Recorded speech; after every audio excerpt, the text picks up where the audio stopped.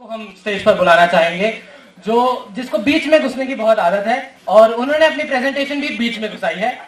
Client की तरफ जो कमिटमेंट है उसकी दाद देनी पड़ेगी। लोग अपनी प्रेजेंटेशन डिले करवा रहे हैं। इन्होंने अपनी लास्ट प्रेजेंटेशन को क्या बोलते हैं, फर्स्ट प्रेजेंटेशन करवाया है। So please welcome on stage Diwakar ji.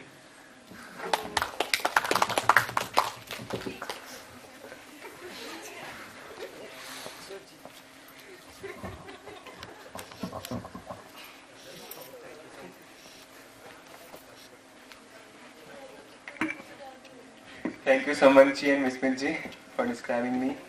And good afternoon, everyone.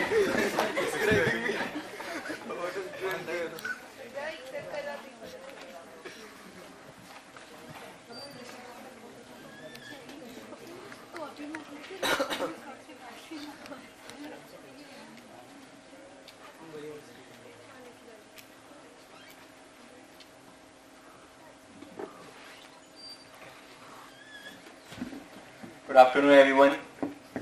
My topic is on specific issues related to consolidation with reference to AS21. It is written by Rahul Mehti and reviewed by Ganesh Agarwal. And Rahul Mehti ने मतलब almost सब कुछ cover किया है इसमें. And moving on.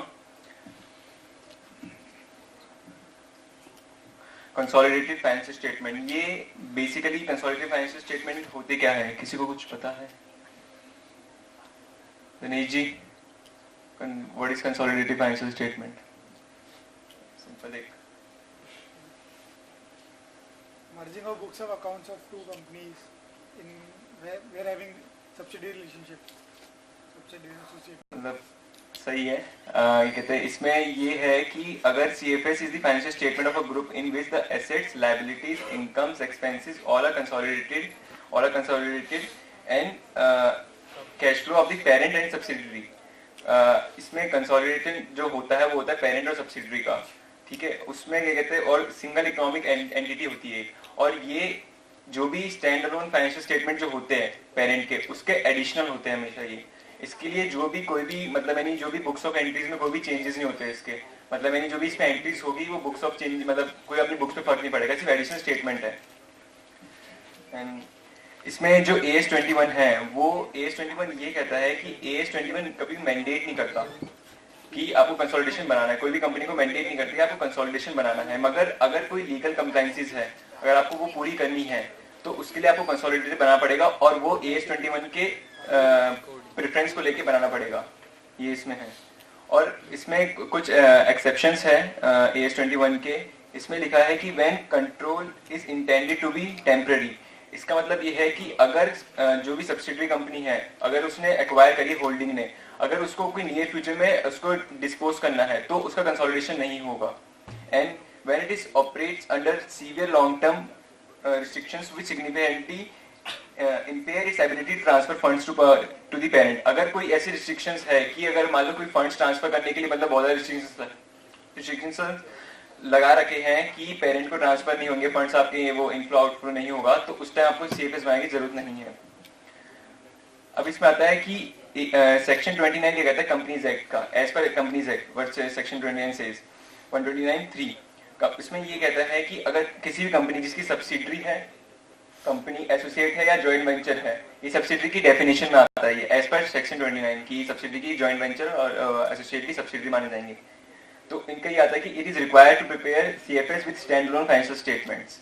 और इसमें ये और लिखा है कि अगर company shall also attach along with financial statement a separate statement containing the salient feature of the financial statement, मतलब यानी जो भी सब्सिडरी जिसके करा रहे ये मतलब जिसका वो कर रहे हैं पूरा का पूरा, उसका जो भी मतलब यानी सब्सिडरी का कंसोलिडेशन कर रहे हैं उसके सेलिंग फीचर्स, मतलब यानी उस कंपनी में एक्चुअल में है क्या, सब्सिडरी क्या क्या है, उसके टर्म्स एंड रेगुलेशंस क्या है, तो वो एक फॉर्म होता है, उसमें उसको जमा करना होता है AOC1। उस फॉर्म में आपको AJ में आपको ये वाला साथ में रखना होता है। इसका थर्ड ये वाला रूल है कि जो भी आप ये बना रहे हो CFS बना रहे हो, वो rule 6 of the companies accounts rule state the manner to prepare CFS in accordance with the schedule 3rd and AS। इन दोनों को ध्यान में रखते हुए आपको CFS बनाना है। फिर इसके बाद है इसके बाद कुछ एक्सक्लूजन्स है जो from preparation of consolidated financial statement. कुछ जो इसमें क्या हुआ था कि जब ये वाला जब एक्ट आया था कि इसके लिए कंपनीज एक्ट में 1956 में ऐसा कोई प्रोविजन नहीं था। सिर्फ सेबी का क्लॉज 32 ये बोलता था कि जो भी लिस्टेड कंपनीज हैं उनको कंसोलिडेशन करना जरूरी है, क्लॉज 32 में ही लिखा हुआ था। मगर क्या हुआ जब कंपनीज एक्ट में ही मैंडेटरी कर दिया कि आपको कंसोलिडेशन करना जरूरी है listed companies and unlisted companies दोनों के लिए। तो इसमें क्या हुआ, फिर लिस्टेड कंपनीज को तो पता ही था कि इनको क्या क्या जो लीगल फॉर्मेलिटीज है वो सारी जो पूरी करनी है वो तो करनी है। तो प्रॉब्लम लिस्टेड कंपनीज की, मगर अनलिस्टेड कंपनीज की थोड़ी बहुत प्रॉब्लम्स आई थी वाली कि इतने शॉर्ट टाइम पे एकदम से इतना सारा इन्फॉर्मेशन कहाँ से लेके आएंगे और सब कुछ जो एक एक्वायर करके और जो प्रेजेंट करना। तो एमसीए ने कुछ ये नोटिफिकेशन लेके आए थे डेटेड 14/10/2014 एंड 16/10/2015, इसको लेके आए थे which exclude the following companies. इसमें ये एक्सक्लूड करती है कि an individually wholly owned subsidiary other than a wholly owned subsidiary whose immediate parent is a company incorporated outside India.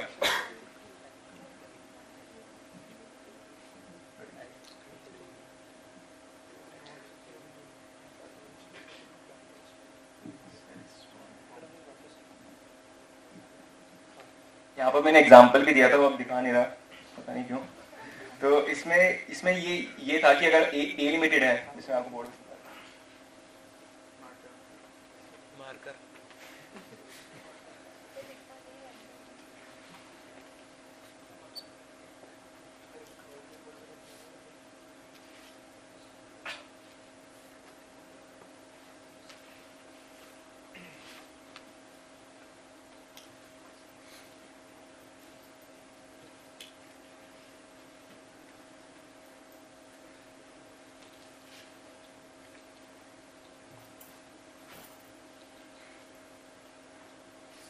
मैंने दो एग्जांपल लिए हैं कि ए लिमिटेड है जो इनकॉर्पोरेट हुई इंडिया में, ठीक है, एंड ए लिमिटेड है जो इनकॉर्पोरेट हुई बाहर। ये दो एग्जांपल अलग अलग नहीं है। अगर इसकी कोई सब्सिडरी है, होली ओन सब्सिडरी है कोई इंटरमीडिएटरी, जैसे बी लिमिटेड, तो इस केस में बी लिमिटेड जो होगी वो वाली सीएफएस नहीं बनाएगी, क्योंकि अगर ये 100% इसकी होल्डिंग करता है, ए लिमिटेड इसका कहते हैं होल्डर है और ये कहते हैं ये सब्सिडरी है, अगर ये 100% करता है और इसकी भी कोई सी लिमिटेड इसकी कोई सब्सिडरी है तो इसको बनाने की जरूरत नहीं होगी, क्योंकि अगर ये क्योंकि लास्ट में ये तो बना ही रहा है, क्योंकि इसमें बी का भी आ जाएगा और लास्ट में सी का भी आ जाएगा। अगर बी बना देगा तो इसका डुप्लीकेशन वर्क हो जाएगा, क्योंकि ये इसी को लेके बनाएगा। इसलिए ए सिर्फ ए लिमिटेड बनाएगा जिसमें बी और सी दोनों कवर हो जाएंगे, इसलिए इस केस में बी नहीं बनाएगा। और इस केस में ये है कि अगर मान लो इनकॉर्पोरेट बाहर हुई है और फिर इसकी सब्सिडरी अगर यहाँ बी लिमिटेड है तो इस केस में बी को बनाना पड़ेगा। ये जब एमसी ने प्रोविजन लेके आया था। और अगर ए लिमिटेड की सेकंड है बी लिमिटेड, हाँ, वो इस केस में 90% तब भी बी को बनाना पड़ेगा। हाँ, तब भी तो बनाना पड़ेगा। इसमें सेकंड जो एक्सक्लूजन एक और था कि a company which does not have subsidiary और subsidiaries but have associate companies और जेवी और both for the financial year 2014। मतलब अगर मान लो कोई कंपनी है जिसकी सब्सिडरी नहीं है, सिर्फ एसोसिएट और जॉइंट वेंचर है, तो उसको फाइनेंशियल ईयर जब ये रूल आया था तो उस ईयर के 2014-15 के लिए उसको ये मतलब कंसोलिडेशन नहीं करना पड़ेगा पहले साल के लिए, अगले साल से फिर से करना पड़ेगा। ये कंसोलिडेट वो आया था। एंड थर्ड जो एक्सक्लूजन था वो ये वाला था कि a company having subsidiary or subsidiaries outside India only for the financial year commencing on or after April 1st, कि अगर किसी की सब्सिडरी बाहर है, जैसे यहाँ पर ए लिमिटेड है और जिसकी कभी भी सर ए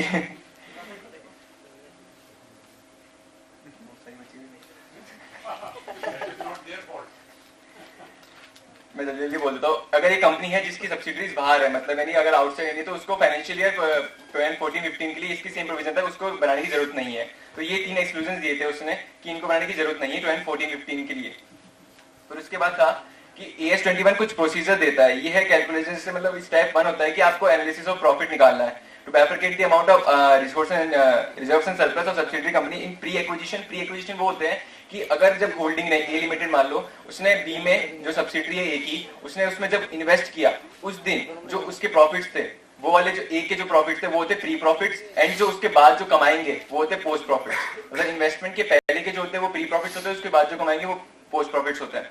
और शेयर इन नेट एसेट्स होता है it is the value of the subsidiary associate या JV as on the date of investment made by the parent company. उस टाइम वैल्यू कितनी, जब इन्वेस्टमेंट किया था उस टाइम उसकी जो कैपिटल थी वो कितनी थी, मतलब उसकी वर्थ कितनी थी।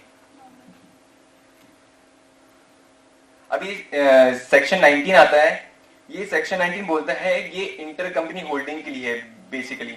इसमें क्या होता है कि ये किसी भी सेक्शन 19 नहीं बोलता कंपनीज एक्ट का कि company no company either by itself और through nominees hold any shares in its holding and no holding company shall allow to transfer to shares to his subsidiary companies. मगर इसके कुछ exceptions है कि इसके exceptions दिए थे कि अगर सब्सिडरी कंपनी शेयर्स होल्ड करती है अपने इसमें होल्डिंग कंपनी में एज ए लीगल रिप्रेजेंटेटिव, अगर सेकंड है अगर सब्सिडरी कंपनी होल्ड करती है एज ए ट्रस्टी, और थर्ड है अगर सब्सिडरी कंपनी होल्ड करती है शेयर जब उस पर इन्वेस्टमेंट किया गया था उससे पहले होल्ड करती है।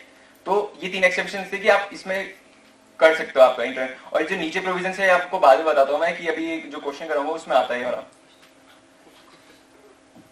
अब ये भी नहीं आएगा क्वेश्चन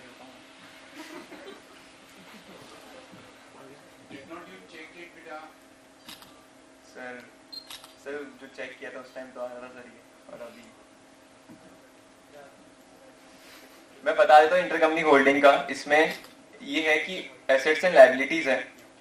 लायबिलिटीज में इक्विटी शेयर्स और ये सब कुछ हो गया। अगर एक बाइफर्केशन है capital profits and revenue profits, उसका बाइफर्केशन दे रखा है, ठीक है। उसके बाद ट्रेड पेबल्स हो गए, वो दे रखा है उनका ए और बी का दोनों का, ठीक है। उसके बाद एसेट्स आती है, एसेट्स में आती है कॉस्ट ऑफ इन्वेस्टमेंट्स आता है कि ए ने बी में कितना कर रखा है और बी ने ए में कितना कर रखा है। ए जो बी है वो ए की सब्सिडरी है और बी जो है ए जो है वो बी की एसोसिएट है, ऐसा मैंने माना है। और जो बी ने कि जब जो एक्सेप्शन जो था वो मानते हुए मैंने ये किया कि बी ने ए में पहले से होल्ड कर रखे जब वो इन्वेस्टमेंट किया था शेयर्स, क्योंकि अगर मैं ऐसा नहीं करूंगा तो सेक्शन 19 मेरे को वायलेट कर देगा ये इस चीज के लिए। तो इंटरकंपनी होल्डिंग में ये वाला केस था। तो अगर जैसे अपन ने कॉस्ट में पढ़ा था कि जब सर्विस प्रोपोर्शनल करते हैं अपन, जब प्रोडक्शन ओवरहेड चैप्टर में कि सर्विस 1 में ये और ये, जब अपन इक्वेशन मेथड बनाते थे अपन, एक ये वाला इक्वेशन मेथड वही वाला इसमें होगा इक्वेशन मेथड। तो इसमें ये माना है कि अब इसके क्या पहला स्टेप होता है कि एक्सटेंट ऑफ होल्डिंग, मतलब यानी ए ने बी में कितना कर रखा है और बी ने ए में कितना कर रखा है। बेसिकली ये होता है कि ए ने जो बी में कर रखा है ना वो है, जब अपन निकालेंगे तो फिगर्स आ नहीं रहे अभी, सॉरी, तो क्या कहते हैं 4/5 हो जाता है वो वाला कि मतलब 80% होल्ड कर रखा है। और एक होता है minority interest. Minority interest basically कुछ भी नहीं आ रहा है।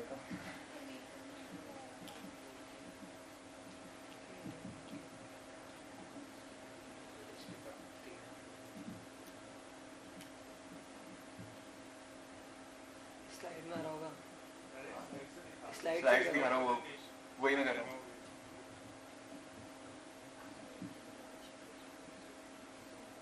हाँ सबको दिख रहा है? कंट्रोल प्रेस कर दे।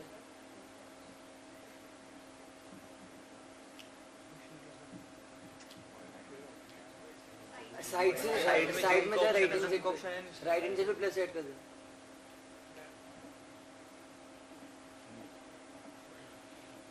अब दिख रहा है सबको? कुछ तो दिख रहा होगा। हाँ तो इसके लिए मतलब यानी ये है शेयर कैपिटल दे रखी है 5 lakh and 2 lakh, capital profit दे रखे हैं जो मतलब प्री प्रॉफिट्स हो गए, रेवेन्यू प्रॉफिट्स दे रखे हैं एंड ट्रेड पेबल्स दे रखे हैं। और फिर एसेट्स दे रखी है, एसेट्स में दे रखा है इन्वेस्टमेंट्स की ए ने बी में कितना इन्वेस्टमेंट कर रखा है और बी ने ए में कितना इन्वेस्टमेंट कर रखा है ये। और सन्ड्री एसेट्स है ये कहते हैं 8 लाख और ये वाले और टोटल है। उसके बाद पहले अपना एक ही पार्ट होता है कि एक्सटेंट ऑफ होल्डिंग निकालना है कि मतलब यानी होल्डिंग शेयर्स कितना है। इसमें दो चीज होती है कि ए ने बी में कितना कर रखा है और एक्सटेंट एक होता है माइनॉरिटी इंटरेस्ट की। माइनॉरिटी इंटरेस्ट वो होता है कि minority interest is the portion of subsidiary associate या JV in share in net assets that is not owned by the parent company. मतलब यानी अगर बी के ऐसे कुछ शेयर होल्डर्स जो ए के उसमें नहीं है, मतलब यानी कंट्रोल में नहीं है, बाहर के, तो आउटसाइडर्स बेसिकली माइनॉरिटी इंटरेस्ट होता है, तो उनका भी एक अपन को पोर्शन रखना होता है क्योंकि उनको अपन कंबाइन करेंगे नहीं अपने प्रॉफिट्स और उन सब से तो इसलिए माइनॉरिटी इंटरेस्ट को एक वो रहते हैं। फिर उसके बाद जो आपको मैंने बताया था कि जैसे अपन वो इक्वेशन वाला मेथड बनाते हैं, पूरा का पूरा इक्वेशन वाला मेथड बनाते हैं, वो वाला अपन बनाएंगे तो उसमें बनेगा कि अपन ने ए को सपोज कर लिया revenue profit of A limited and B is revenue profit of B limited. अब इसमें अपन निकालेंगे कि बी का जितना है और फिर उसको इक्वेशन 1 और 2 को उसमें कंबाइन करके अपन बी का प्रॉफिट्स निकाल लेंगे। मतलब यानी अगर जब जैसे जो रेवेन्यू प्रॉफिट्स है वो बी के पास कितने हैं अभी एक्चुअल में कितने पड़े हैं वो अपन इक्वेशन से वो निकाल लेंगे। ये वाला मेथड है सर, ये वाला यूज होता है इसमें। तो बी के निकल के इसमें इक्वेशन वो रख के फिर उसके बाद इसमें से जो माइनॉरिटी इंटरेस्ट का जो है जैसे जो 1/5 था, मतलब यानी इसको निकालने का ये वाला तरीका होता है। जैसे मैं आपको बताता हूँ, जो इन्वेस्टमेंट का रखे हैं, investment of 1000 shares in A limited 1,50,000 के है, तो इसकी जो इसने ए में कर रखे हैं बी ने, तो उसकी जितनी भी इन्वेस्टमेंट की मैं आपको सही बता रहा हूँ।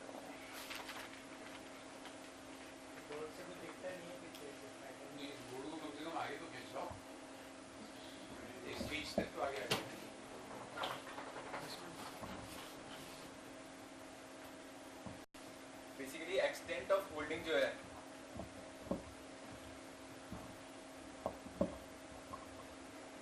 अपन ऐसे निकालते हैं, जैसे ए लिमिटेड है, इसमें जो इसने शेयर होल्ड कर रखे हैं वो कितने कर रखे हैं 1500 बी में, तो बी की कैपिटल कितनी है 2 लाख, तो 2000 पर वो उस पे नॉमिनल वैल्यू 100 रुपीज है, तो इसकी 80% एक्सटेंट होल्डिंग होगी। अब आता है कि माइनॉरिटी इंटरेस्ट का पार्ट कितना है, जो इसमें कर रखा है ए ने वो तो है ही जो बी में कर रखा है, बाकी जो बी ने जो इसमें कर रखा है उसका मतलब क्या है कि जो जितना परसेंट जो आ रहा है वो बाहर का ये आउटसाइडर्स का है वाला, आउटसाइडर्स का है, समझ में आ रहा है आउटसाइडर्स का वाला, तो 1000 और उसने ए की कैपिटल कितनी है 5000, तो 20%, ये एक्सटेंट ऑफ होल्डिंग है ये वाली चीज।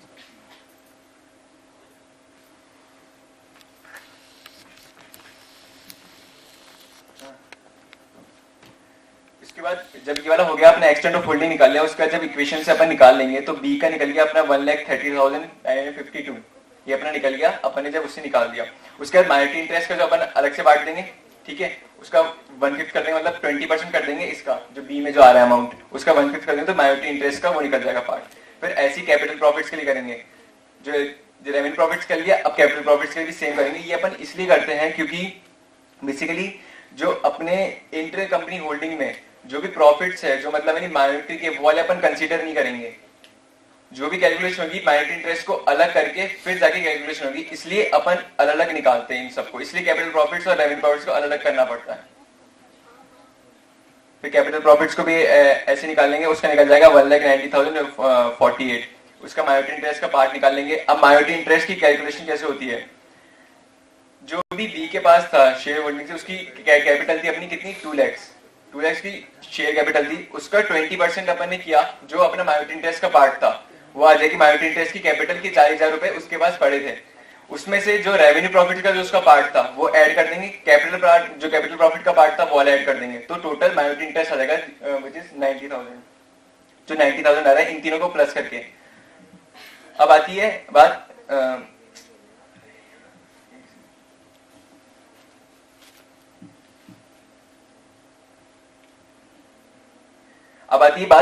Calculation of cost of control. Cost of control वो होता है कि बेसिकली ए और बी के लिए होता है।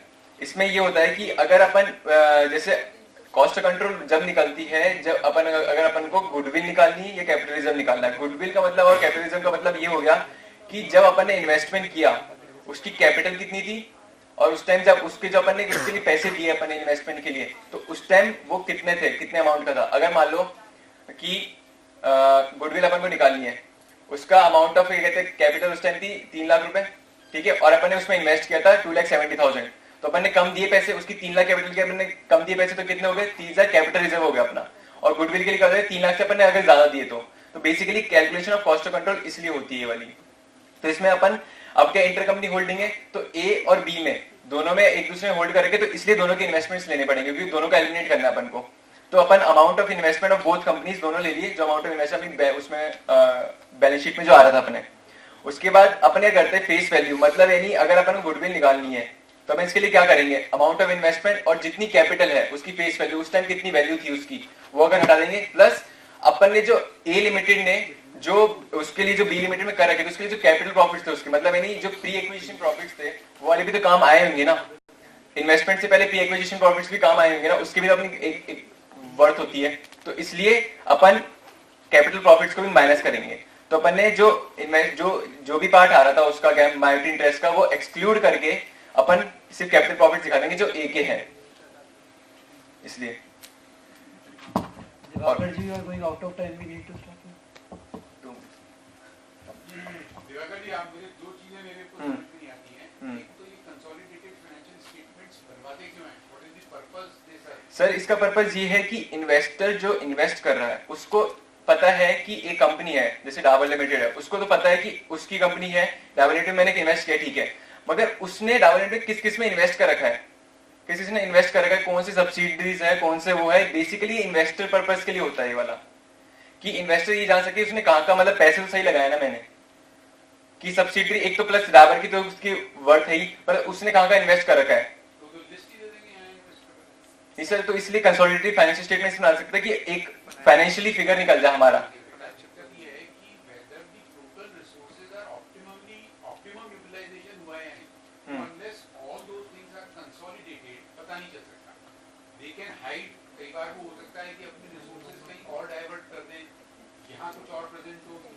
सर ये ट्रांसपेरेंसी के लिए आया था सर, ये वाला जो ये मेन आया था वो ट्रांसपेरेंसी के लिए आया था।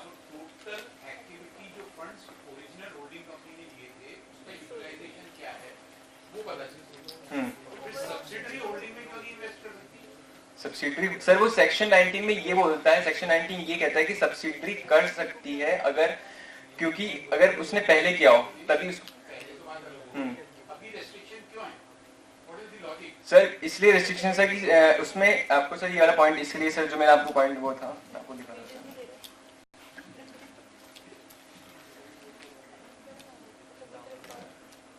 सर, इसमें जो नीचे लाइन लिखी कि subsidiary company shall have a right to vote at the meeting of holding company on the respect of shares held as legal representative and trustee, कि सब्सिडरी कंपनी इसलिए नहीं कर सकती कि मान लो अगर उसने बी में, जैसे बी लिमिटेड सब्सिडरी उसने ए में होल्ड कर लिया उसने, तो उसकी एक वोटिंग पावर आ जाएगी, वो इन्फ्लुएंस कर सकता है। मान लो 30% उसने थी तो ए लिमिटेड का तो उस पर था ही प्लस बी लिमिटेड भी आ गई तो एज सब्सिडरी, तो वो उसकी वोट को मतलब इन्फ्लुएंस कर सकता है, जो भी इसके डिसीजंस होंगे ना उनको इन्फ्लुएंस कर सकता है। तो सेक्शन 19 ने ये एक्सक्लूड कर दिया था कि अगर एज ए लीगल रिप्रेजेंटेटिव है या ट्रस्टी है तो ही सब्सिडरी होल्ड कर सकती है, उसमें सब्सिडरी उसमें दे सकती है, अपना पैसा होल्ड कर सकती है एज ए सब्सिडरी। मतलब नहीं अगर उसने खाली सब्सिडरी है, कुछ लीगल रिप्रेजेंटेटिव नहीं, ट्रस्टी भी नहीं है, सिर्फ सब्सिडरी कंपनी ने होल्ड कर रखा है उसमें, तो वो नहीं कर पाएगी।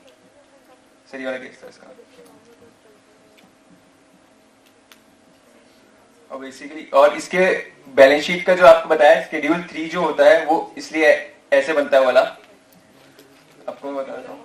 अगर अपन ने जब कॉस्ट टू कंट्रोल निकाल लिया, उसके बाद अपन ने निकाल लिया ये वाला माइनॉरिटी इंटरेस्ट, अब इसकी बैलेंस शीट बनती है, उसके बाद उसके नोट्स का मैं दिखाता हूँ। अब सर इसमें जो आप पूछ रहे थे सर वो आ गया कि जब 5 लाख कैपिटल थी जो उसमें ए में दिखा रखी थी, हाँ, तो सर उसमें जो 1 लाख कैपिटल जिसने होल्ड कर रखी थी सर वो उसमें नहीं डाली है, क्योंकि माइनस करके डाली है, क्योंकि सब्सिडरी अपने वोटिंग पावर्स नहीं ले सकता होल्डिंग में, ये सेक्शन 19 कहता है इसलिए। और रिजर्व्स एंड सरप्लस में अगर जब अपन जो कैपिटल प्रॉफिट्स है कि अपने 1 लाख जो अपने आए थे,